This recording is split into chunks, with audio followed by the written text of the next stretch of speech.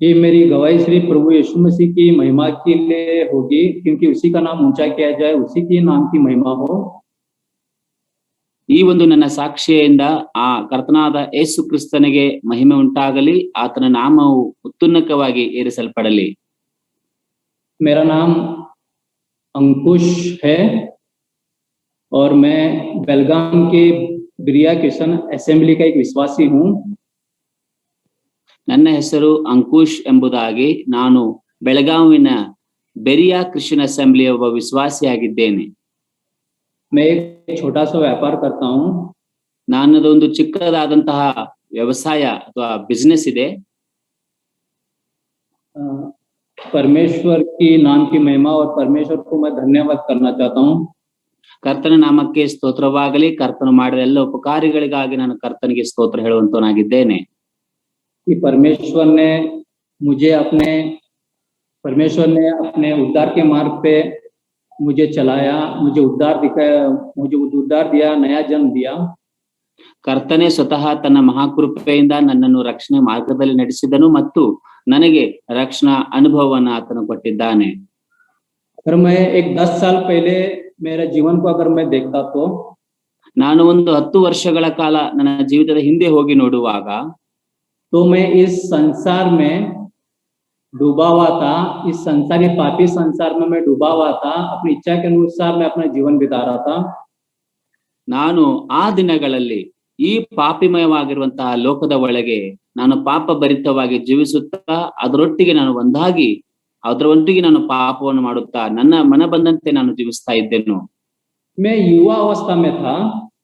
ನಾನು ಆ ಸಮಯದಲ್ಲಿ ಯೌವನ ಕಾಲದಲ್ಲಿದ್ದ ಕಾರಣ और मेरे सामने बहुत ज्यादा पाप के ऐसे कार्य चलते रहते थे। मैं सोचा करता था कि ये दुनिया इसी रीति का पाप का जीवन बिताता है, ये दुनिया में ऐसे ही हमें जीना चाहिए। ನನ್ನ ಒಂದು ಪ್ರಾಯಸ್ಥರ ಮಧ್ಯದಲ್ಲಿ ನಾವು ನೋಡುವಾಗ ಎಲ್ಲವೂ ಕೂಡ ಪಾಪಮಯವಾದಂತಹ ಕಾರ್ಯ ಚಟುವಟಿಕೆಗಳು ನನಗೆ ಕಾಣಿಸುತ್ತಾ ಇರುವುದರಿಂದ, ಈ ಲೋಕವು ಸಂಪೂರ್ಣವಾಗಿ ಪಾಪಮಯವಾಗಿರುವುದರಿಂದ ನಾವು ಕೂಡ ಪಾಪದ ಲೋಕದಲ್ಲಿ ಹಾಗೆ ಜೀವಿಸುವುದು ಒಳ್ಳೆಯದೆಂಬುದಾಗಿ ನಾನು ಅನ್ಕೊಂಡಿದ್ದೇನು. कई बार मैं खुद वो पाप करता था और मुझे पता होता कि ये गलत हो रहा है, तो भी मैं मजबूरी में वो बुराई का काम, वो गलत काम, वो पाप का काम मैं करता था। ನಾನು ಸ್ವತಃ ಅಂತಹ ಪಾಪದ ಕಾರ್ಯಗಳಲ್ಲಿ ಮುಂದಾಗ್ತಾ ಇದ್ದೆನು. ಪಾಪದ ಕಾರ್ಯಗಳನ್ನು ಮಾಡುವಾಗಲೂ ಕೂಡ ಅದು ತಪ್ಪು ಎಂಬುದಾಗಿ ಗೊತ್ತಿದ್ದರೂ ಕೂಡ, ತಿಳಿದವನಾದ್ರೂ ಕೂಡ ನಾನು ಅಂತಹ ಕೆಟ್ಟ ಕೆಲಸಗಳನ್ನ ಮಾಡುತ್ತಾ ಇದ್ದೆನು. मैं पूरे पाप में डूबा हुआ था। पाप का जीवन से ही अपना जीवन में बिता रहा था।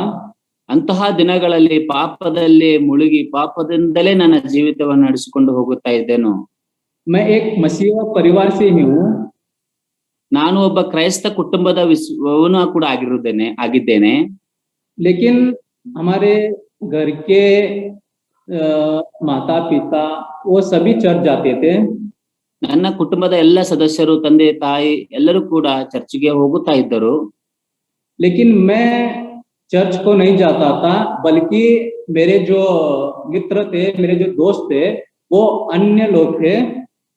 ನಾನು ಸಭೆಗೆ ಹೋಗುತ್ತಾ ಇರಲಿಲ್ಲ, ಬದಲಾಗಿ ನನ್ನ ಅನ್ಯ ಜನರಾಗಿರುವಂತಹ ಗೆಳೆಯರೊಟ್ಟಿಗೆ ನಾನು ಹೋಗುತ್ತಾ ಇದ್ದೆನು. मैं हर एक लोगों को एक समान मानता था, हर एक देवताओं को एक समान मानता था। ನಾನು ಪ್ರತಿಯೊಬ್ಬ ಮನುಷ್ಯನನ್ನು ಸರಿ ಸಮಾನವಾಗಿ ಕಾಣುತ್ತಿದ್ದೆನು ಮತ್ತು ಪ್ರತಿಯೋರ್ವ ದೇವಾನು ದೇವತೆಗಳನ್ನು ಕೂಡ ನಾನು ಒಂದೇ ಎಂಬುದಾಗಿ ನಂಬಿಕೆ ಇಟ್ಟಿದ್ದೆನು. इस तरह का यीशु प्रभु है जो हमारे क्राइस्ट लोगों के लिए, क्रिस्ती लोगों के लिए वो इस दुनिया में आया, ये मुझे बिल्कुल भी पता नहीं था। ಯೇಸು ಕ್ರಿಸ್ತನು ನಮಗೋಸ್ಕರವಾಗಿ ಲೋಕದಲ್ಲಿ ಬಂದನು ಎಂಬ ಸತ್ಯ ನನಗೆ ಸ್ವಲ್ಪ ಮಾತ್ರವೂ ಕೂಡ ಗೊತ್ತಿರಲಿಲ್ಲ. मैं हर एक लोगों के साथ हर एक फेस्टिवल में मैं जुड़ा रहता था। ನಾನು ಎಲ್ಲರೊಟ್ಟಿಗೆ ಒಂದಾಗಿಕೊಂಡು ಅವರ ಹಬ್ಬಗಳಲ್ಲಿ ನಾನು ಅವರ ಜೊತೆ ಇರುತ್ತಾ ಇದ್ದೆನು. उनके साथ, मेरे मित्रों के साथ, उनके भी जो त्योहार होते उसमें शामिल होके जो वो करते थे वो मैं करता था। ಆ ನನ್ನ ಗೆಳೆಯರೊಟ್ಟಿಗೆ ಸೇರಿಕೊಂಡು ನಾನು ಕೂಡ ಅವರು ಆಚರಿಸುವಂತ ಎಲ್ಲ ಹಬ್ಬಗಳಲ್ಲಿ ಅವರೊಟ್ಟಿಗೆ ಸೇರಿ ಆಚರಿಸುತ್ತಾ ಇದ್ದೆನು. उस युवा काल में मुझे ऐसे पता चलता था कि ये सारी ये दुनिया जो बनाया है मौज मस्ती के लिए बनाया है, बस हमें इस जीवन को मजा मौज मस्ती एंजॉय करके ही हमें जीवन बिताना है। ನನಗೆ ಆ ದಿನಗಳಲ್ಲಿ ಈ ಲೋಕವು ಬಹಳ ಸಂತೋಷಕರವಾಗಿರುವುದಕ್ಕಾಗಿ ಮತ್ತು ಮನರಂಜನೆಗೋಸ್ಕರವಾಗಿಯೂ ಈ ಲೋಕ ಉಂಟಾಗಿದೆ. ಆದ ಕಾರಣ ಈ ಲೋಕದಲ್ಲಿ ಇರುವಷ್ಟು ಕಾಲ ನಾವು ಸಂತೋಷವಾಗಿ ಮನರಂಜನೆ ಮಾಡುತ್ತಾ ನಮಗೆ ಮನ ಬಂದ ಹಾಗೆ ನಾವು ಜೀವಿಸಬೇಕು ಎಂಬ ಆಲೋಚನೆ ನಾನು ಅನ್ಕೊಂಡಿದ್ದೆನು. मैं जीवन बिताते बिताता कुछ भी बुराई करता था, पाप करता था, लेकिन मुझे उस पाप करने में समझ में आता था कि पाप है, लेकिन ये दुनिया ऐसे ही बोल के मैं उसी तरीके का इस दुनिया के रीति से मैं अपने जीवन बिताता था। ನಾನು ಕೂಡ ಆ ಒಂದು ಸಮಯದಲ್ಲಿ ಪಾಪವನ್ನು ಮಾಡುವಾಗ ಯಥೇಚ್ಛವಾಗಿ ಪಾಪ ಮಾಡುತ್ತಾ ಇದ್ದೇನು. ಲೋಕದಲ್ಲಿರುವಂತರೆಲ್ಲರೂ ಕೂಡ ಪಾಪ ಮಾಡುವುದರಿಂದ ನಾನು ಪಾಪ ಮಾಡುವುದರ ಮೂಲಕವೇ ಇಲ್ಲಿ ಜೀವಿಸಲಿಕ್ಕೆ ಸಾಧ್ಯ ಎಂಬುದಾಗಿ ಅನ್ಕೊಂಡು ಅವರ ಹಾಗೆ ಜೀವಿಸುತ್ತಾ ಇದ್ದೇನು. लेकिन एक समय मुझे हमेशा एक प्रश्न मेरे दिमाग में मुझे सोचने को मजबूर करता था, एक प्रश्न मुझे परेशान करता था। ಆದರೆ ನನ್ನ ಮನಸ್ಸಿನಲ್ಲಿ ಒಂದು ಪ್ರಶ್ನೆಯು ಯಾವಾಗಲೂ ಕೂಡ ನನ್ನನ್ನು ಕಾಡುತ್ತಾ ಇತ್ತು. वो प्रश्न था कि ये दुनिया क्यों बना, ಈ ಲೋಕವು ಏಕೆ ಸೃಷ್ಟಿ ಮಾಡಲ್ಪಟ್ಟಿತು, और इस दुनिया में मनुष्य क्या कर रहा है, ये दुनिया में मनुष्य क्यों है, ಈ ಲೋಕದಲ್ಲಿ ಮನುಷ್ಯನು ಯಾಕೆ ಇದ್ದಾನೆ, ಏನು ಕೆಲಸ ಮನುಷ್ಯನದು, और मनुष्य मरने के बाद किधर जाता है, ಮನುಷ್ಯನು ಸತ್ತ ಮೇಲೆ ಎಲ್ಲಿ ಹೋಗುತ್ತಾನೆ. वो प्रश्न, वो एक विचार हमेशा मेरे दिमाग में मुझे वो हमेशा सताता था। ಈ ಒಂದು ಪ್ರಶ್ನೆ, ಇಂತಹ ಒಂದು ವಿಚಾರಗಳು ನನ್ನ ಮನಸ್ಸಿನಲ್ಲಿ ಯಾವಾಗಲೂ ಕೂಡ ನನ್ನನ್ನು ಕಾಡುತ್ತಾ ಇತ್ತು. ये दुनिया कैसे बना होगा, ಈ ಲೋಕವು ಹೇಗೆ ಸೃಷ್ಟಿಸಲ್ಪಟ್ಟಿದೆ, इस दुनिया को किसने बनाया, ಈ ಲೋಕವನ್ನು ಯಾರು ಸೃಷ್ಟಿ ಮಾಡಿದರು, और इस दुनिया में मनुष्य जीवन क्यों बिता रहा है, ಈ ಲೋಕದಲ್ಲಿ ಮನುಷ್ಯನು ಯಾಕೆ ಜೀವಿಸ್ತಾ ಇದ್ದಾನೆ, और मनुष्य मरने के बाद मनुष्य का क्या होता है, ಮನುಷ್ಯನು ಸತ್ತ ಮೇಲೆ ಆತನಿಗೆ ಏನಾಗುತ್ತದೆ. वो प्रश्न मुझे हमेशा बहुत सताता था। ಈ ಪ್ರಶ್ನೆಗಳು ನನ್ನನ್ನು ತುಂಬಾ ಕಾಡಿಸುತ್ತಾ ಇದ್ದವು. मैं इस दुनिया की रीति से अपना जीवन बिताता था, पाप का जीवन मुझ में सब कुछ चलता था, मैं सभी पाप का जीवन बिताता था, सभी समाज के साथ, इस दुनिया के साथ मैं एक समझौता करके अपना जीवन बिताता था। ನಾನು ಈ ಲೋಕದಲ್ಲಿ ಪಾಪದೊಟ್ಟಿಗೆ ಹೊಂದಾಣಿಕೆ ಮಾಡಿಕೊಂಡು ಜೀವಿಸ್ತಾ ಇದ್ದೇನು, ಪಾಪದ ಎಲ್ಲ ಕಾರ್ಯಗಳನ್ನು ನಾನು ನೆರವೇರಿಸ್ತಾ ಇದ್ದೇನು, ಅವರ ಲೋಕದ ಜನರ ಹಾಗೆ ನಾನು ಕೂಡ ಜೀವಿಸುತ್ತಾ ಇದ್ದೇನು. ऐसे ही मेरे मौज मस्ती में मैं जीवन बिताता था। ಹೀಗೆ ನನ್ನ ಮನರಂಜನೆಯ ಮೂಲಕವಾಗಿ ನನ್ನ ಕಾಲವನ್ನು ಕಳೆಯುತ್ತಾ ಇದ್ದೇನು.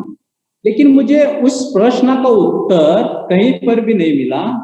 ಆದರೆ ನನ್ನ ಈ ಪ್ರಶ್ನೆಗಳಿಗೆ ಉತ್ತರವು ಎಲ್ಲಿಯೂ ಸಿಗಲಿಲ್ಲ. मेरे दोस्त सभी जनों में से मेरे दोस्त थे। ನನ್ನ ಒಂದು ಮಿತ್ರರು ಅಥವಾ ಗೆಳೆಯರು ಎಲ್ಲ ಜಾತಿಗಳಿಂದ ನನ್ನ ಮಿತ್ರರಿದ್ದಾರೆ. मैं उनमें घुमा फिरा करता था। ಅವರಿಗೆ ನಾನು ತಿರುಗಾಡಿಸ್ತಾ ಇದ್ದೇನು. वो पूरी तरीके से अपने विश्वास पर वो चलते थे, वो त्योहार करते थे, अपना जीवन बिताते थे, लेकिन उनके जीवन में भी पाप हुआ करता था। ಆ ಒಂದು ಗೆಳೆಯರನ್ನು ನೋಡುವಾಗ ಕೂಡ ಅವರು ಕೂಡ ಹಬ್ಬಗಳನ್ನು ಮಾಡುತ್ತಾರೆ, ಆಚರಣೆ ಮಾಡುತ್ತಾರೆ, ಆದಾಗ್ಯೂ ಕೂಡ ಅವರು ಜೀವಿತಗಳಲ್ಲಿ ಪಾಪವು ಎದ್ದು ಕಾಣುತ್ತಾ ಇತ್ತು. फिर मुझे ऐसे लगा कि अरे इनके पास भी वही हालत है, उनका भी वही हाल है, वही भी अपने जीवन को गंभीरता से नहीं लेते हैं, बस इस दुनिया के साथ वो जी रहे हैं हर एक तरीके के गलत रास्ते से। ನಾನು ಅವರನ್ನು ಕೂಡ ನೋಡುವಾಗ ಹೌದಲ್ಲ, ಇವರು ಕೂಡ ಪಾಪದಲ್ಲಿ ಇದ್ದಾರೆ, ಇವರು ಕೂಡ ಮನರಂಜನೆ ಮಸ್ತಿಗಳನ್ನ ಮಾಡುವುದರಲ್ಲಿ ಸಮಯ ಕಳೀತಾ ಇದ್ದಾರೆ, ಇವರು ಕೂಡ ಆಚರಣೆಗಳನ್ನ ಮಾಡುತ್ತಾ ತಮ್ಮ ಮನಸ್ಸು ಬಂದ ಹಾಗೆ ಜೀವಿಸ್ತಾ ಇದ್ದಾರಲ್ಲ, ಹೀಗೆ ಲೋಕವೆಲ್ಲವೂ ಕೂಡ ಹೀಗೆ ಇದೆ ಎಂಬುದಾಗಿ ನಾನು ನಂಬಿದ್ದೆ. तो फिर उस प्रश्न जो मुझे हमेशा सताता था, वो प्रश्न का उत्तर मुझे मिलना बहुत कठिन हो गया था। ಇಂತಹ ಒಂದು ಪರಿಸ್ಥಿತಿಗಳಲ್ಲಿ ನನ್ನ ಮನಸ್ಸಿನಲ್ಲಿ ಕಾಡುತ್ತಿರುವಂತಹ ಆ ಪ್ರಶ್ನೆಗಳಿಗೆ ಉತ್ತರ ಸಿಗುವುದು ತುಂಬಾ ಕಠಿಣವಾಯಿತು. क्योंकि मैं शुरुआत ही नहीं जानता था ಯಾಕೆಂದ್ರೆ ನಾನು ಆರಂಭವನ್ನೇ ತಿಳಿದವನಲ್ಲ. और अंत भी नहीं जानता था। ನನಗೆ ಅಂತ್ಯದಲ್ಲಿ ಏನಾಗ್ತದೆ ಅದು ಕೂಡ ಗೊತ್ತಿಲ್ಲ. बस इस दुनिया में एक भटका हुआ व्यक्ति था। ಆದರೆ ನಾನೊಬ್ಬ ಈ ಲೋಕದಲ್ಲಿ ಅಲೆದಾಡುತ್ತಿರುವಂತಹ ವ್ಯಕ್ತಿಯಾಗಿದ್ದೆನು. तो फिर मैं मेरे युवावस्था में मेरे जो दोस्त थे उनके साथ मैं मौज मस्ती करते हुए हमेशा उनके साथ हर एक उनके मौज मस्ती में मैं शामिल होता था। ಅವರೊಟ್ಟಿಗೆ ನನ್ನ ಗೆಳೆಯರೊಟ್ಟಿಗೆ ಸೇರಿಕೊಂಡು ಅವರ ಒಂದು ಮೋಜ ಮಸ್ತಿಗಳಲ್ಲಿ ನಾನು ಆಟವನ್ನು ಆಡುತ್ತಾ ನಾನು ಸಂತೋಷವಾಗಿ ಜೀವನವನ್ನ ಕಳೀತಾ ಇದ್ದೆನು. हमारे घर में बताते थे कि बेटा चलो चलिए चर्च को जाएंगे बोल के। ಆದ್ರೆ ಮನೆಯಲ್ಲಿ ಯಾವಾಗಲೂ ಕೂಡ ಹೇಳುತ್ತಾ ಇದ್ದರು, ಬನ್ನಿ ಮಗನೇ ಸಭೆಗೆ ಹೋಗೋಣ, ಚರ್ಚಿಗೆ ಹೋಗೋಣ ಎಂಬುದಾಗಿ ಹೇಳ್ತಾ ಇದ್ರು. लेकिन मैं उसको उतना गंभीरता से नहीं लेता था। ಆ ಒಂದು ಮಾತನ್ನ ನಾನು ಅಷ್ಟು ಗಂಭೀರವಾಗಿ ಗಮನಿಸುತ್ತಾ ಇರಲಿಲ್ಲ. मेरे परिवार चर्च को जाता था। ನನ್ನ ಒಂದು ಕುಟುಂಬದವರೆಲ್ಲರೂ ಕೂಡ ಸಭೆಗೆ ಹೋಗುತ್ತಾ ಇದ್ದರು. मेरे मित्रों के साथ अपना जीवन इस दुनिया की रीति से बिताता था। ಆದರೆ ನಾನು ಮಾತ್ರ ನನ್ನ ಗೆಳೆಯರೊಟ್ಟಿಗೆ ನನ್ನ ಮನಸ್ಸಿಗೆ ಬಂದ ಹಾಗೆ ನಾನು ಈ ಲೋಕದಲ್ಲಿ ಜೀವಿಸ್ತಾ ಇದ್ದೆನು. तो फिर एक समय ऐसे आया कि जैसे कि नया वर्ष के जो युवा है, जो नए वर्ष के जो नया वर्ष के स्वागत में जब 31st नाइट को जब मौज मस्ती जब हम हर साल की तरह हम करते थे। ಆದರೆ ಒಂದು ಕಾಲ ಬಂತು, ಆ ಕಾಲದಲ್ಲಿ ನೋಡುವಾಗ ಅಂದರೆ ಹೊಸ ವರ್ಷದ ಆಗಮನಕ್ಕಿಂತ ಹಿಂದಿನ ರಾತ್ರಿಯಲ್ಲಿ 31 ಡಿಸೆಂಬರ್ ರಾತ್ರಿಯಲ್ಲಿ ಎಲ್ಲರೂ ಕೂಡ ತುಂಬಾ ಮೋಜು ಮಸ್ತಿಯಿಂದ ಹೊಸ ವರ್ಷವನ್ನ ಸ್ವಾಗತಿಸುತ್ತಾರೆ. उस समय भी मेरा उस 31st नाइट को नया वर्ष का जो युवा लोग जो आनंद उठाते वो मुझे वहां पे जाने का हर साल की तरह मेरा मन हो रहा था।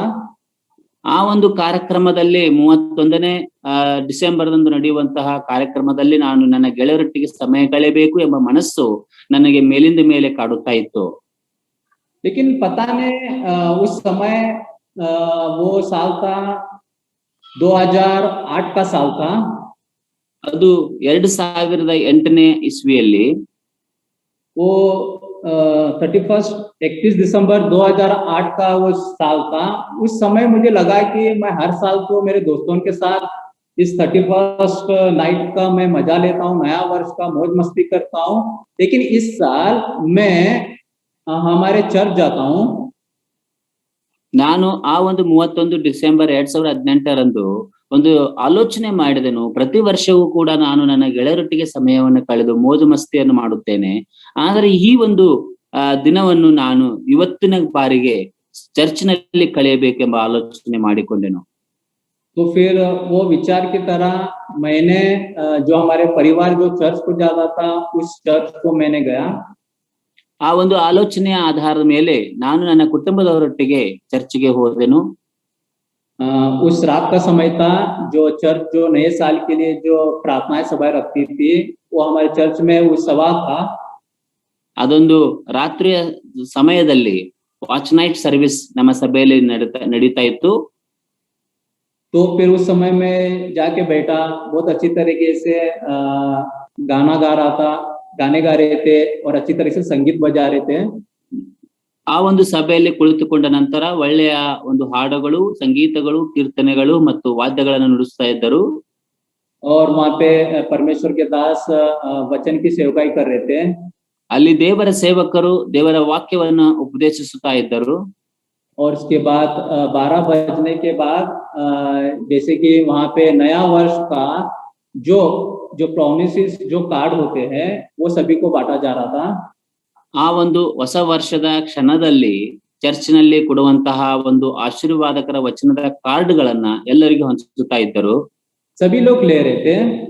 ಪ್ರತಿಯೊಬ್ಬರು ತೆಗೆದುಕೊಳ್ಳುತ್ತಾ ಇರುವಾಗ तो फिर मैंने भी एक लिया। ನಾನು ಕೂಡ ಒಂದು ಆ ಕಾರ್ಡ್ ಅನ್ನು ತೆಗೆದುಕೊಂಡೆನು. वो वचन था, ಅದರಲ್ಲಿ ಬರೆದಿರುವಂತ ವಾಕ್ಯ ಹೀಗಿತ್ತು: भजन संहिता ಕೀರ್ತನೆಗಳು 32 भजन संहिता का 8वां वचन था। 32ನೇ ಕೀರ್ತನೆ 8ನೇ ವಾಕ್ಯ. उसमें लिखा था, ಇಲ್ಲಿ ನೋಡುತ್ತೇವೆ, मैं तुझे बुद्धि दूंगा और जिस मार्ग में तुझे चलना होगा उसमें तेरी अगुवाई करूंगा। मैं तुझ पर कृपा दृष्टि रखूंगा और सम्मति दिया करूंगा।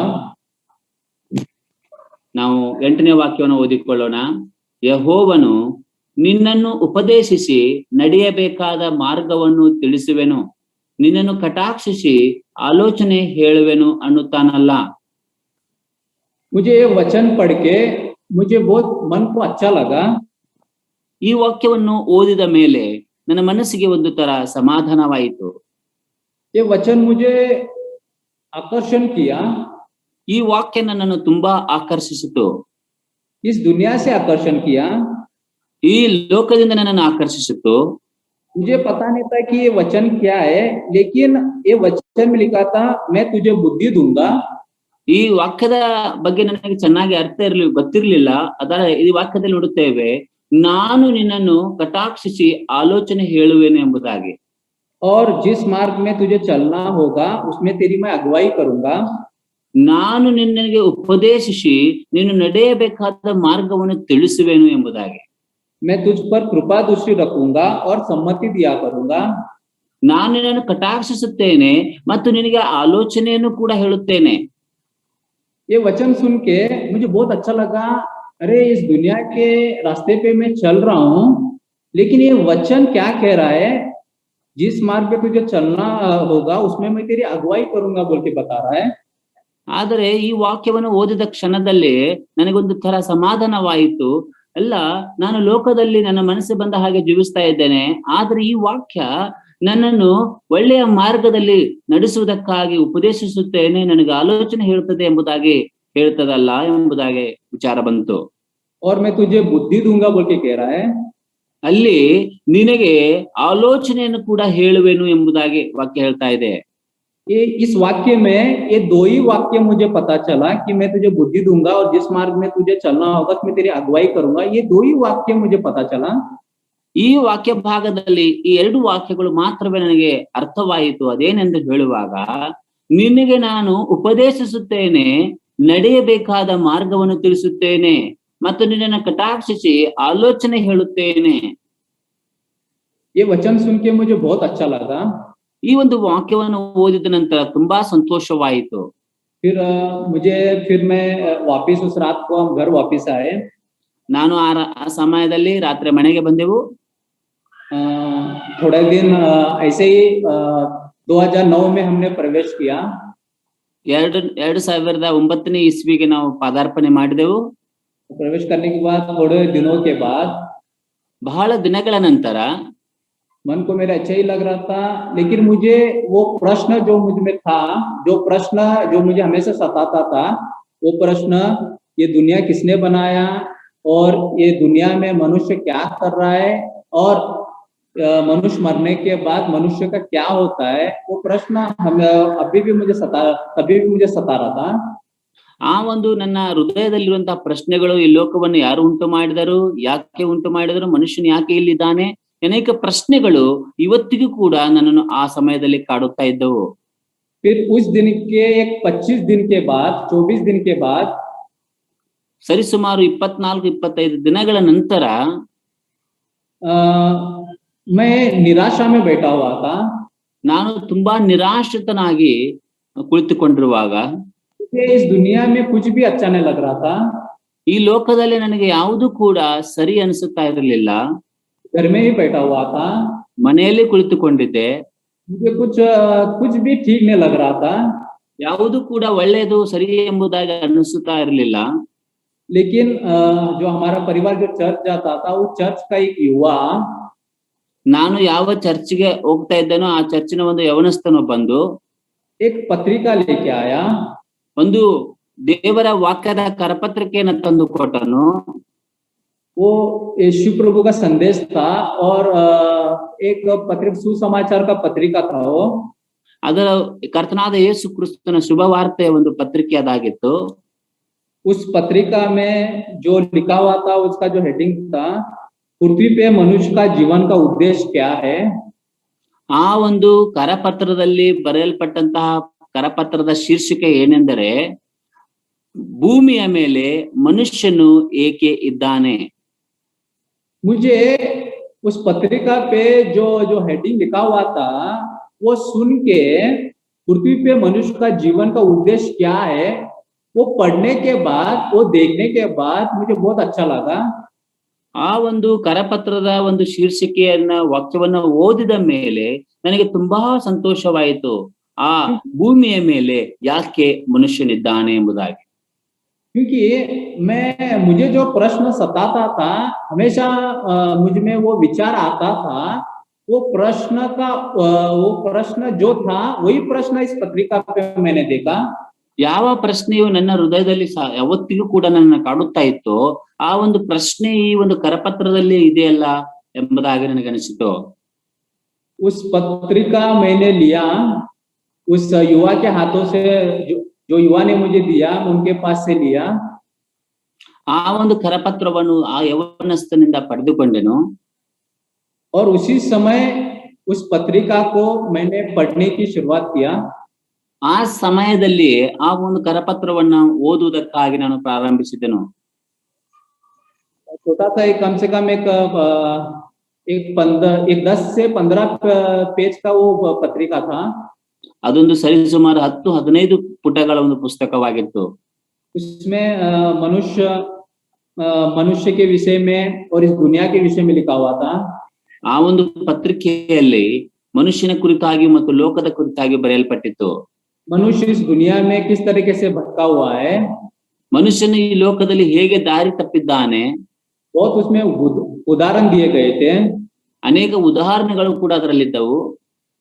और इसके बाद मनुष्य किस तरीके से इस दुनिया में एक जंगल में किस तरीके से एक व्यक्ति भटकता है जो उसको मार्ग पता नहीं होता है, इस तरीके से इस दुनिया में व्यक्ति एक मनुष्य भटका हुआ है बोल के कहता था। ಯಾವ ರೀತಿಯಾಗಿ ಒಬ್ಬ ಅರಣ್ಯದಲ್ಲಿ ಒಬ್ಬ ವ್ಯಕ್ತಿಯು ದಾರಿ ಕಾಣದೆ ಹೋಗಿರುತ್ತಾನೋ ಹಾಗೆಯೇ ಮನುಷ್ಯನು ಕೂಡ ಈ ಲೋಕದಲ್ಲಿ ಇದ್ದಾನೆ ಎಂಬುದಾಗಿ ಓದಿದೆನು. और मैंने पढ़ता गया उस पत्रिका में। इसके बाद मनुष्य क्यों बना, कैसे बना, मनुष्य अभी कैसे जी रहा है, उसके बाद मनुष्य की हालत कैसी होने लगी, सब कुछ स्पष्ट रूप में लिखा हुआ था। ಆ ಒಂದು ಪತ್ರಿಕೆಯನ್ನು ಓದುವಾಗ ಮನುಷ್ಯನು ಯಾಕೆ ಸೃಷ್ಟಿ ಮಾಡಲ್ಪಟ್ಟನು, ಮನುಷ್ಯನು ಹೇಗೆ ಸೃಷ್ಟಿ ಮಾಡಲ್ಪಟ್ಟನು, ಮನುಷ್ಯನು ಇವತ್ತು ಹೇಗೆ ಇದ್ದಾನೆ, ಮುಂದೇನಾಗ್ತಾನೆ ಅನೇಕ ವಿಷಯಗಳು ನನಗೆ ತಿಳಿದವು. और उस पत्रिका में लिखा हुआ था कि मनुष्य पापी है। ಆ ಒಂದು ಪತ್ರಿಕೆಯಲ್ಲಿ ಬರೆಯಲ್ಪಟ್ಟಿದ್ದು ಮನುಷ್ಯನು ಪಾಪಿಯಾಗಿದ್ದಾನೆ ಎಂಬುದಾಗಿ. मनुष्य माँ के गर्भ से ही पापी बोल के लिखा हुआ था। ತಾಯಿ ಗರ್ಭದಿಂದಲೇ ಕೂಡ ಆತನು ಪಾಪಿ ಎಂಬುದಾಗಿ ವಾಕ್ಯ ಬರೆಯಲ್ಪಟ್ಟಿತ್ತು. मनुष्य जो भी करता है बुराई करता है। ಮನುಷ್ಯನು ಏನು ಮಾಡಿದ್ರು ಕೂಡ ಎಲ್ಲವೂ ಕೆಟ್ಟದ್ದನ್ನೇ ಮಾಡುತ್ತಾನೆ. क्योंकि वो बुराई से ही वो बुराई में ही है और जो कुछ करता है बुराई करता है बोल के लिखा हुआ था। ಆತನು ಏನು ಮಾಡುತ್ತಾನೆ ಅದೆಲ್ಲವೂ ಕೂಡ ಕೆಟ್ಟದ್ದಾಗಿರುತ್ತದೆ ಎಂಬುದಾಗಿ ಬರೆಯಲ್ಪಟ್ಟಿತ್ತು. मैंने उस जगह पे मुझे रख के देखा। ಆ ಒಂದು ಸ್ಥಾನದಲ್ಲಿ ನಾನು ನನ್ನನ್ನು ಇರಿಸಿಕೊಂಡೆನು. क्योंकि मैंने भी अभी तक सब वही काम किया है, बुराई का ही काम करते आया। ನಾನು ಕೂಡ ಎಲ್ಲ ಕೆಟ್ಟ ಕಾರ್ಯಗಳನ್ನೇ ಮಾಡುತ್ತಾ ಬಂದಿದ್ದೇನೆ ಇಲ್ಲಿಯವರೆಗೂ. उसके बाद आगे पढ़ते हुए एक सृष्टिकर्ता परमेश्वर है वो कहा था। ಅಲ್ಲಿ ಮುಂದೆ ಓದುತ್ತಾ ಹೋದ ಹಾಗೆ ಈ ಸೃಷ್ಟಿಯನ್ನು ಉಂಟು ಮಾಡಿದಂತ ಸೃಷ್ಟಿಕರ್ತನು ಕರ್ತನಾದ ಯೇಸು ಕ್ರಿಸ್ತನ ಎಂಬುದಾಗಿ ಬರೆಯಲ್ಪಟ್ಟಿತ್ತು. वहां पे लिखा हुआ था इस दुनिया को बनाने वाला एक परमेश्वर है। ಅಲ್ಲಿ ಬರೆಯಲ್ಪಟ್ಟಿತ್ತು ಈ ಸರ್ವವನ್ನು ಸೃಷ್ಟಿ ಮಾಡಲಿಕ್ಕೆ ಒಬ್ಬ ಸೃಷ್ಟಿಕರ್ತನಿದ್ದಾನೆ ಎಂಬುದಾಗಿ. और वही परमेश्वर आपको बता सकता है कि हमारे जीवन का उद्देश्य क्या है। ಅದೇ ಕರ್ತನು ಮಾತ್ರವೇ ನಿಮ್ಮ ಜೀವಿತದ ಉದ್ದೇಶವೇನೆಂದು ಹೇಳಲಿಕ್ಕೆ ಸಾಧ್ಯ. क्योंकि वही सृष्टिकर्ता ने इस सृष्टि को बनाया और मनुष्य को बनाया। ಯಾಕೆಂದರೆ ಅದೇ ಸೃಷ್ಟಿಕರ್ತನು ಈ ಸರ್ವ ಸೃಷ್ಟಿಯನ್ನು ಉಂಟು ಮಾಡಿದನು ಮತ್ತು ಮನುಷ್ಯನನ್ನು ಕೂಡ ಉಂಟು ಮಾಡಿದ್ದಾನೆ. और एक उदाहरण दिया गया था उधर एक कार के विषय में। इस कार को किसी ने बनाया हुआ है तो उसको ही पता है कि इसमें क्या क्या करते हो, उसको सही तरीके से वो उसको रिपेयर कर सकता है। ಅಲ್ಲಿ ಕೂಡ ಒಂದು ಚಿಕ್ಕದಾದ ಉದಾಹರಣೆ ಕೊಡಲ್ಪಟ್ಟಿತ್ತು. ಒಬ್ಬ ಕಾರನ್ನಂತಹ ಸಿದ್ಧ ಮಾಡಿದಂತಹ ವ್ಯಕ್ತಿಗೆ ಮಾತ್ರ ಗೊತ್ತು ಕಾರನ್ನ ಹೇಗೆ ಸರಿಪಡಿಸಬೇಕು, ಯಾವ ರೀತಿಯಾಗಿ ಸರಿಪಡಿಸಬೇಕು ಎಂಬುದಾಗಿ. तो फिर ऐसे ही एक सृष्टिकर्ता परमेश्वर है जो सारी सृष्टि को बनाया, मनुष्य को बनाया बोल के वहां पे बताया गया था। ಈ ರೀತಿಯಾಗಿ ಸರ್ವವನ್ನು ಸೃಷ್ಟಿ ಮಾಡಿದವನು ಸೃಷ್ಟಿಕರ್ತನಾಗಿದ್ದಾನೆ, ಮನುಷ್ಯನನ್ನು ಕೂಡ ಆತನೇ ಸೃಷ್ಟಿ ಮಾಡಿದ್ದಾನೆ ಎಂಬುದಾಗಿ ಬರೆಯಲ್ಪಟ್ಟಿತ್ತು. और उसके बाद वही सृष्टिकर्ता परमेश्वर ने मनुष्य को पापों से बचाने के लिए अपने इकलौते पुत्र को हम जैसे पापियों के बीच में भेजा। ಅದೇ ಸೃಷ್ಟಿಕರ್ತನಾದ ದೇವರು ನಮ್ಮನ್ನು ಪಾಪಿಗಳಾದಂತ ನಮ್ಮನ್ನು ರಕ್ಷಿಸೋದಕ್ಕೋಸ್ಕರ ತನ್ನ ಪ್ರಿಯ ಕುಮಾರನ ಯೇಸು ಕ್ರಿಸ್ತನ ಕಳಿಸಿಕೊಟ್ಟನು ಈ ಲೋಕದಲ್ಲಿ ಎಂಬುದಾಗಿ ನೋಡ್ತೇವೆ. और जो हमने पाप किया था, ಆದ್ರೆ ನಾವು ಪಾಪ ಮಾಡಿದ್ದೆವು, सब कुछ हमारा पाप का दंड ಆದರೆ ನಮ್ಮ ಮಾಡಿದಂತ ಪಾಪ ಅಪರಾಧಗಳ ದಂಡನೆಯನ್ನು अपने इकलौते पुत्र यीशु प्रभु पे डाल दिया। ಕರ್ತನಾದ ಯೇಸು ಕ್ರಿಸ್ತನ ಮೇಲೆ ತಂದೆಯಾದ ದೇವರು ಅದನ್ನು ಹಾಕಿದನು. और यीशु प्रभु को हमारे पापे के निमित्त, ಕರ್ತನಾದ ಯೇಸು ಕ್ರಿಸ್ತ ನಮ್ಮ ಪಾಪಗಳ ನಿಮಿತ್ತವಾಗಿ तलवार की क्रूस पर बलिदान हुआ। ಕಲ್ವಾರಿಯ ಶಿಲುಬೆ ಕಂಬದ ಮೇಲೆ ಆತನು ಮರಣ ಹೊಂದಬೇಕಾಯಿತು. वो हमारे पापों के निमित्त अपना पवित्र लहू बहाया, ನಮ್ಮ ಪಾಪಗಳ ನಿಮಿತ್ತವಾಗಿ ಪರಿಶುದ್ಧ ರಕ್ತವನ್ನು ಸುರಿಸಿದನು, गाड़ा गया, ಆತನು ಹುಣ್ಣಲ್ಪಟ್ಟನು, उसके दिन जी उठा। ಮೂರನೇ ದಿನ ಎಬ್ಬಿಸಲ್ಪಟ್ಟನು. जो कोई उस पर विश्वास करेगा, ಯಾರು ಆತನ ಮೇಲೆ ನಂಬಿಕೆ ಇಡುತ್ತಾರೋ उनको पापों की क्षमा है बोल के कहा। ಅವರಿಗೆ ಪಾಪದಿಂದ ಕ್ಷಮೆ ಇದೆ ಎಂಬುದಾಗಿ. मुझे बहुत अच्छा लगा, ಈ ಮಾತು ಓದಿದ ತಕ್ಷಣ ತುಂಬಾ ಸಂತೋಷವೆನಿಸಿತು. क्योंकि मैं अपना पाप का जीवन में बिता रहा था, पाप में फंसा हुआ था, लेकिन मुझे ऐसा छुड़ाने वाला, मुक्ति करता मेरे उस 23 साल की उम्र तक मुझे कोई भी नहीं दिखाई दिया। ನನ್ನ ಒಂದು ಜೀವಿತಗಳಲ್ಲಿ ನಾನು ಪಾಪದಲ್ಲಿ ಪಾಪದಲ್ಲೇ ಮುಳುಗಿ ಜೀವಿಸುತ್ತಿರುವ ಸಂದರ್ಭದಲ್ಲಿ ಪಾಪದಿಂದ ನನ್ನನ್ನು ಬಿಡಿಸಲಿಕ್ಕೆ ಒಬ್ಬ ಸೃಷ್ಟಿಕರ್ತನಾದಂತ ಕರ್ತನು ನನಗಿದ್ದಾನೆ ಎಂಬುದಾಗಿ ಯಾರು ಕೂಡ ನನ್ನ 23 ವಯಸ್ಸಿನ ಕಾಲಮಾನದಲ್ಲಿ ಹೇಳಿರಲಿಲ್ಲ. तो फिर मुझे उसी समय जो मुझ में जो मन को मुझे शांति नहीं था, कुछ मुझे अच्छा नहीं लग रहा था, दिल में एक बोझ था भरा हुआ था, वो सब कुछ वो सुनने के बाद कि एक उद्धार करता है जो हमारे लिए मरा, वो सुनने के बाद मुझे बहुत आनंद हुआ, मेरा मन हल्का हो गया। ನನ್ನ ಆ ದಿನಗಳಲ್ಲಿ ತುಂಬಾ ಮನಸ್ಸಿಗೆ ಬೇಜಾರವಾಗಿರುವಂತಹ ದಿನಗಳು, ಆ ಒಂದು ತುಂಬಾ ಇಚ್ಛೆ ಇಲ್ಲದಿದ್ದರೂ ಕೂಡ ಪಾಪವನ್ನು ಮಾಡುವಂತಹ ಕ್ಷಣಗಳು, ಆ ದಿನಗಳಲ್ಲಿ ನಾನು ಈ ವಾಕ್ಯ ಭಾಗವನ್ನು ಓದಿದ ನಂತರ ನನ್ನ ತುಂಬಾ ಹೃದಯದಲ್ಲಿ ಹಗುರವಾಯಿತು ಎನಿಸಿತು. पाप क्षमा की प्रार्थना लिखा हुआ था उस पत्रिका में। ಇದನ್ನ ಆದ ನಂತರ ಕೊನೆಯ ಭಾಗದಲ್ಲಿ ಪಾಪಗಳ ಕ್ಷಮಾಪಣೆಗೋಸ್ಕರ ಪ್ರಾರ್ಥನೆ ಎಂಬುದಾಗಿ ಬರೆಯಲ್ಪಟ್ಟಿತ್ತು. उस प्रार्थना को मैंने पढ़ा, उस प्रार्थना को मैंने किया। ಆ ಒಂದು ಪ್ರಾರ್ಥನೆಯನ್ನು ನಾನು ಓದಿದೆನು ಮತ್ತು ನಾನು ಪ್ರಾರ್ಥನೆಯನ್ನು ಸಹ ಮಾಡಿದೆನು. और उसके बाद मुझे बहुत शांति मिला, बहुत समाधान मिला। कुछ मैंने पाया है, कुछ मुझको मिला है, मेरा मन आनंद हो गया, मुझे आनंद से भर गया मैं। ಆ ಕ್ಷಣದಿಂದಲೇ ನನ್ನ ಮನಸ್ಸು ಹಗುರವಾಯಿತು, ತುಂಬಾ ಸಂತೋಷದಿಂದ ಸಮಾಧಾನದಿಂದ ನನ್ನ ಹೃದಯ ಆವರಿಸಿಕೊಂಡಿತ್ತು ಮತ್ತು ನನಗೆ ಒಂದು ವಿಶಿಷ್ಟವಾದ ಆಶೀರ್ವಾದ ಸಿಕ್ಕಿತ್ತು ಎಂಬಂತಹ ಸಮಾಧಾನ ನನ್ನ ಹೃದಯದಲ್ಲಿ ಇತ್ತು ಪ್ರಿಯರೇ. फिर उसी हफ्ते से मैंने चर्च को जाना शुरुआत किया। ಆ ಒಂದು ಭಾನುವಾರದಿಂದಲೇ ನಾನು ಸಭೆಗೆ ಹೋಗುವುದಕ್ಕಾಗಿ ಪ್ರಾರಂಭ ಮಾಡಿದೆನು. उस जो मुझे पत्रिका दिया गया था वो 25 जनवरी 2009 था। ನನಗೆ ಆ ಪತ್ರಿಕೆ ಕೊಡಲ್ಪಟ್ಟಿದ್ದಂಥದ್ದು 25ನೇ ಜನವರಿ ಮಂತ್ ಅಲ್ಲಿ 2009ನೇ ಇಸ್ವಿಯಲ್ಲಿ. उसी समय परमेश्वर ने मुझसे बात किया। ಅದೇ ಸಮಯದಲ್ಲಿ ಕರ್ತನು ನನ್ನ ಕೂಡ ಮಾತನಾಡಿದನು. मुझे जो 31st नाइट को मुझे जो प्रॉमिसेस का जो कार्ड मिला था, उस वचन को मैंने याद किया। ಆ ಒಂದು 31 ಡಿಸೆಂಬರ್ 2008ರಲ್ಲಿ ರಾತ್ರಿಯಲ್ಲಿ ನನಗೆ ಸಿಕ್ಕಂತ ವಾಕ್ಯವನ್ನ, ಆಶೀರ್ವಚನವನ್ನು ನೆನಪು ಮಾಡಿಕೊಂಡೆನು. जब मैंने चर्च गया, मुझे परमेश्वर ने इस वचन के द्वारा 31st नाइट को इस वचन के द्वारा मुझसे बात किया, मैं तुझे बुद्धि दूंगा और जिस मार्ग में तुझे चलना होगा उसमें तेरी अगुवाई करूंगा। ಆಗ ದೇವರು ಕೂಡ ನನ್ನ ಕೂಡ ಮಾತನಾಡಿದಂತ ವಾಕ್ಯ, ನಿನ್ನನ್ನು ಉಪದೇಶಿಸಿ ನಡೆಯಬೇಕಾದ ಮಾರ್ಗವನ್ನು ತಿಳಿಯಪಡಿಸುವೆನು, ನಿನ್ನನ್ನು ಕಟಾಕ್ಷಿಸಿ ಆಲೋಚನೆ ಹೇಳುವೆನು ಅನ್ನುತ್ತಾನಲ್ಲ. और तभी मुझे पता चला कि परमेश्वर इस यीशु प्रभु के लिए मुझसे बात कर रहा था। ಈ ರೀತಿಯಾಗಿ ಕರ್ತನು ಸ್ವತಃ ನನ್ನೊಟ್ಟಿಗೆ ಕರ್ತನಾದ ಯೇಸು ಕ್ರಿಸ್ತನಲ್ಲಿ ಮಾತನಾಡಿದನು. वही प्रभु मुझे इस मार्ग पे चलने के लिए कह रहा है। ಅದೇ ಒಂದು ಕರ್ತನು ಸ್ವತಃ ಇದೇ ಮಾರ್ಗದಲ್ಲಿ ನಡೆಯಬೇಕೆಂಬುದಾಗಿ ನನಗೆ ಹೇಳುತ್ತಾ ಇದ್ದಾನೆ. प्रभु मुझे बुद्धि दिया है समझने के लिए, ಇದನ್ನು ಅರ್ಥ ಮಾಡಿಕೊಳ್ಳೋದಕ್ಕಾಗಿ ದೇವರು ಬುದ್ಧಿಯನ್ನು ಕೊಟ್ಟಿದ್ದಾನೆ. और मेरे हृदय को बहुत हल्का किया, और जो मेरा जीवन जो निराशा में भरा हुआ था वो पूरा आनंद से भर दिया। ನನ್ನ ಜೀವಿತವನ್ನು ಸಂಪೂರ್ಣವಾಗಿ ಹಗುರಗೊಳಿಸಿ ನನ್ನ ಆನಂದಕರವಾದ ಜೀವಿತವನ್ನಾಗಿ ಪರಿವರ್ತನೆ ಮಾಡಿದನು.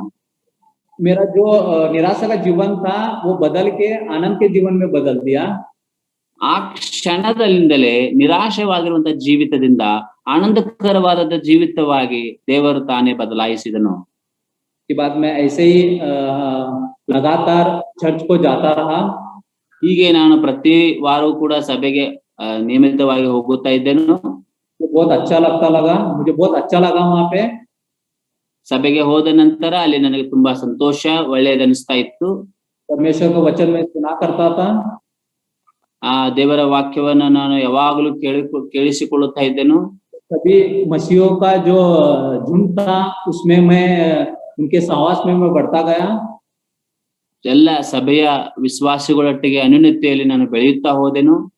और जो मैं पाप करता था, जो बुराई के रास्ते पे मैं चलता था, वो मुझे वो याद भी नहीं आता था। मुझे इस दुनिया में जो यीशु प्रभु में से बात करने के बाद इस दुनिया में मैं जी रहा था, वो दुनिया मुझे याद भी नहीं आता था। वहां पे जाने का भी मन नहीं हुआ मेरा। ಈ ರೀತಿಯಾಗಿ ಸಭೆಗೆ ಹೋಗುವಂತ ಪ್ರಾರಂಭದ ದಿನಗಳಿಂದ ನೋಡುವಾಗ ನಾನು ಯಾವ ಲೋಕದಲ್ಲಿ ಸಂತೋಷವಾಗಿದೆ, ಚೆನ್ನಾಗಿದೆ ಎಂಬುದಾಗಿ ಅನುಭವಿಸ್ತಾ ಇದ್ದನು ಮೊದಲು, ಅದೆಲ್ಲವೂ ಕೂಡ ಕ್ರಮೇಣವಾಗಿ ನನ್ನಿಂದ ಮರೆತು ಹೋಯಿತು. तो इस तरीके से हमारे चर्च में मैं वचन में, सहवास में, सबकी संगति में मैं बढ़ता गया। ಹೀಗೆ ದೇವರ ಮಹಾಕೃಪೆಯಿಂದ ಸಭೆ ಅನ್ಯೋನ್ಯತೆಯಲ್ಲಿಯೂ ದೇವರ ವಾಕ್ಯದಲ್ಲಿ ನಾನು ಬೆಳೆಯುತ್ತಾ ಬಂದೆನು. और के बाद 17 मई 2009 में मेरा बपतिस्मा हुआ। ಮೇ 17ನೇ ತಾರೀಕರಂದು 2019 ನನ್ನ ದೀಕ್ಷಾಸ್ನಾನವಾಯಿತು. और मैं ऐसे ही हमारे चर्च में, हमारी कलिसिया में ऐसे ही सहवास तक मैं बढ़ते गया। ಹೀಗೆ ಸಭೆ ಅನ್ಯೋನ್ಯತೆಯಲ್ಲಿ ತುಂಬಾ ಚೆನ್ನಾಗಿ ದೇವರು ತಾನೇ ಬೆಳೆಸಿದನು. और मेरे मन में मुझे ये सुसमाचार सुना के मुझे अच्छा लगा। मेरे पापों का मैंने पश्चाताप किया, मेरा नया जन्म हुआ, मैंने नया मन को प्राप्त किया, पुराना पूरा पाप को मैंने छोड़ दिया, नया यीशु प्रभु के लिए अपना जीवन मैंने बिताने का शुरुआत किया। ಹೀಗೆ ಸುವಾರ್ತೆಯನ್ನು ಕೇಳಿ ನನ್ನ ಜೀವಿತದಲ್ಲಿ ಬದಲಾವಣೆ ಆಯಿತು. ನಾನು ಕೂಡ ಒಂದು ಹೊಸ ಪರಿವರ್ತನೆಯ ಹೃದಯದೊಂದಿಗೆ ಹೊಸ ಜೀವನವನ್ನು ಪ್ರಾರಂಭಿಸಿದೆನು. और प्रभु मुझ में एक बार दिया कि जैसे मैंने सुसमाचार को सुना और मेरा जो पाप का दुनिया, जो पाप की जीवन था, उससे बदल होके प्रभु यीशु में, जो यीशु मसीह के में मैं जीवन मेरा बिता रहा हूँ, ऐसे सुसमाचार में सभी इस जगत को मैं सुना सकूं, सभी को बता सकूं, ये मेरे हृदय में, मुझे मन में बात कर रहा था। ನಾನು ಹೇಗೆ ಸುವಾರ್ತೆಯನ್ನು ಕೇಳಿ ಕರ್ತನಾದ ಯೇಸು ಕ್ರಿಸ್ತನ ಕಡೆಗೆ ತಿರುಗಿಕೊಂಡು ಪಾಪ ಕ್ಷಮಾಪಣೆ ಹೊಂದಿ ಆತನಿಂದ ನನ್ನ ಹೃದಯದಲ್ಲಿ ಪರಿವರ್ತನೆ ಉಂಟಾಯಿತು, ಹಾಗೆ ಅನೇಕರಿಗೆ ನಾನು ಸುವಾರ್ತೆಯನ್ನು ಸಾರಬೇಕೆಂಬಂತ ಹಂಬಲ ನನ್ನ ಹೃದಯದಲ್ಲಿ ಯಾವಾಗಲೂ ಕೂಡ ನನ್ನನ್ನು ಕಾಡುತ್ತಾ ಇತ್ತು. इस तरीके का दूसरों को, अन्य लोगों को मुझे सुसमाचार सुनाना और उनको कहना, वो एक आनंद का विषय मेरे लिए हो गया। ಈ ರೀತಿಯಾಗಿ ಬೇರೆ ವ್ಯಕ್ತಿಗೆ ಸುವಾರ್ತೆಯನ್ನು ಹೇಳುವಂತದ್ದು ಅದು ಕೂಡ ನನಗೆ ತುಂಬಾ ಸಂತೋಷಕರವಾದ ಸಂಗತಿ ಆಯಿತು. और हमारे कलिसिया में जब सुसमाचार के लिए जो भी सुसमाचार के कोई भी प्रोग्राम करते हैं उसमें मैं हिस्सा लेता था। ಹೀಗೆ ಸಭೆಯ ಒಂದು ಕಾರ್ಯಕ್ರಮಗಳಲ್ಲಿ ಸುವಾರ್ತೆಯನ್ನು ತಲುಪಿಸುವುದಕ್ಕಾಗಿ ಸಭೆ ಆಯೋಜಿಸಿಕೊಳ್ಳುವಂತ ಎಲ್ಲ ಕಾರ್ಯಕ್ರಮಗಳಲ್ಲಿ ನಾನು ಸಂತೋಷವಾಗಿ ಪಾಲ್ಗೊಳ್ಳುತ್ತಾ ಇದ್ದೇನೆ. इस तरीके का परमेश्वर ने मेरा जीवन, उस जीवन से मुझे बाहर निकाल के अपने राज्य में मुझे चलाया। ಹೀಗೆ ದೇವರು ತಾನೇ ತನ್ನ ಮಹಾಕೃಪೆಯಿಂದ ನನ್ನನ್ನು ಆ ಒಂದು ಕೆಟ್ಟದಾಗಿರುವಂತಹ ಲೋಕದೊಳಗಿಂದ ಬಿಡಿಸಿ ತನ್ನ ಮಹಾಕೃಪೆಯಿಂದ ತನ್ನ ರಾಜ್ಯದಲ್ಲಿ ನಡೆಸಿದನು. सच में अगर हमारा उद्धारकर्ता यीशु प्रभु मेरे लिए, हमारे लिए उस कलवरी क्रूस पर अपना प्राण ना देता और उस पवित्र लहू ना बहाता तो हमारे जीवन क्या होता। ಒಂದು ವೇಳೆ ಕರ್ತನಾದ ಯೇಸು ಕ್ರಿಸ್ತನು ನಮಗೋಸ್ಕರವಾಗಿ ಶಿಲುಬೆ ಕಂಬದ ಮೇಲೆ ರಕ್ತವನ್ನು ಸುರಿಸದೆ ಹೋಗಿದ್ದೆ ಆದರೆ, ಅಥವಾ ನಮ್ಮ ಬದಲಾಗಿ ತನ್ನ ಪ್ರಾಣ ಈಡು ಕೊಡದೆ ಹೋಗಿದ್ದೆ ಆದರೆ ನಮ್ಮ ಪರಿಸ್ಥಿತಿ ಎಷ್ಟು ಗಂಭೀರವಾಗುತ್ತಾ ಇತ್ತು ಪ್ರಿಯರೇ. वो सोच के मुझे बहुत बुरा लगता, लेकिन यीशु प्रभु ने हमसे इतना प्रेम किया कि हमको हमारे पापों से छुड़ा के, हमारे सारे पाप के अपराध के लिए वो अपना लहू बहाया और हमको एक नया जन्म दिया है, नया हमें स्वभाव दिया, हमें परमेश्वर के राज्य में हमें चला रहा है। इसमें मैं हमारे उद्धारकर्ता यीशु प्रभु को लाखों करोड़ों से धन्यवाद देता हूँ। ಆದರೆ ಕರ್ತನು ತಾನೇ ತನ್ನ ಮಹಾಕೃಪೆಯಿಂದ ನಮ್ಮ ಬದಲಾಗಿ ಆ ಸ್ಥಾನವನ್ನು ತಾನು ತೆಗೆದುಕೊಂಡು ನಮಗೋಸ್ಕರವಾಗಿ ತನ್ನ ರಕ್ತವನ್ನು ಸುರಿಸಿ ನಮ್ಮ ಹೃದಯದಲ್ಲಿ ರಕ್ಷಣೆಯನ್ನ ಆತ ತನ್ನ ಮಹಾಕೃಪೆಯಿಂದ ಕೊಟ್ಟಿದ್ದಾನೆ, ನಮ್ಮನ್ನು ಬದಲಾಯಿಸಿದ್ದಾನೆ. ಅಂತಹ ಒಂದು ಮಹಾಕರ್ತನಿಗೆ ನಾನು ಹೃದಯಪೂರ್ವಕ ವಂದನೆ ಹೇಳುತ್ತೇನೆ. सच में हमारा उद्धारकर्ता यीशु प्रभु बहुत महान है। ನಮ್ಮ ಕರ್ತನು ಬಹಳ ತುಂಬಾ ಶ್ರೇಷ್ಠವಾಗಿರುವಂತವನಾಗಿದ್ದಾನೆ. मुझ में कुछ भी अच्छा ही नहीं था, मैं बुराई कर रहा था, पाप का जीवन ही बिता रहा था, लेकिन यीशु प्रभु ने मुझसे बहुत प्रेम किया। ನಾನು ಬಹಳ ಕೆಟ್ಟದಾಗಿರುವಂತಹ ಪಾಪಮಯದ ಜೀವಿತ ಜೀವಿಸುತ್ತಾ ಇದ್ದೇನು, ಆದರೆ ಕರ್ತನು ನನ್ನನ್ನು ಅತಿಯಾಗಿ ಪ್ರೀತಿಸಿದನು. यीशु प्रभु ने मुझे संभाला, ಕರ್ತನು ತಾನೇ ನನ್ನನ್ನು ಸಹಿಸಿಕೊಂಡು ನಡೆಸುತ್ತಿದ್ದಾನೆ. यीशु प्रभु मेरा हाथ पकड़ के मुझे अभी चला रहा है। ಇವತ್ತಿಗೂ ಕೂಡ ಕರ್ತನು ತಾನೇ ತನ್ನ ಮಹಾಕೃಪೆಯಿಂದ ನನ್ನನ್ನು ನಡೆಸುತ್ತಾ ಇದ್ದಾನೆ. वचन के द्वारा मुझसे बात करता है, मुझे आनंद का जीवन में मुझे चलाता है। ಹೀಗೆ ಕರ್ತನು ತಾನೇ ತನ್ನ ಮಹಾಕೃಪೆಯಿಂದ ನನ್ನನ್ನು ವಾಕ್ಯದೊಟ್ಟಿಗೆ ಮಾತನಾಡಿ ನನ್ನ ನಂಬಿಕೆಯ ಜೀವಿತವನ್ನು ಬಲಪಡಿಸಿ ನನ್ನ ಮುಂದೆ ನಡೆಸುತ್ತಾನೆ. इस तरीके का प्रभु ने मेरी सहायता किया है, प्रभु ने मुझे बचाया है। इसकी वजह से मैं हमारा उद्धारकर्ता यीशु प्रभु को मैं स्तुति धन्यवाद, लाखों करोड़ों स्तुति धन्यवाद करता हूँ। ಹೀಗೆ ಕರ್ತನು ತಾನೇ ನನ್ನನ್ನು ಕರೆದು ರಕ್ಷಿಸಿ ಆತ ನಡೆಸಿದ್ದಾನೆ. ನಾನು ಕರ್ತನಿಗೆ ತುಂಬಾ ಸ್ತೋತ್ರವನ್ನ ಹೇಳುತ್ತೇನೆ. इस तरीके का मेरी ये मसीह में एक गवाही है। ಇದು ಒಂದು ನನ್ನ ಒಂದು ಕ್ರಿಸ್ತನಲ್ಲಿ ನನ್ನ ಒಂದು ಚಿಕ್ಕ ಸಾಕ್ಷಿಯಾಗಿದೆ.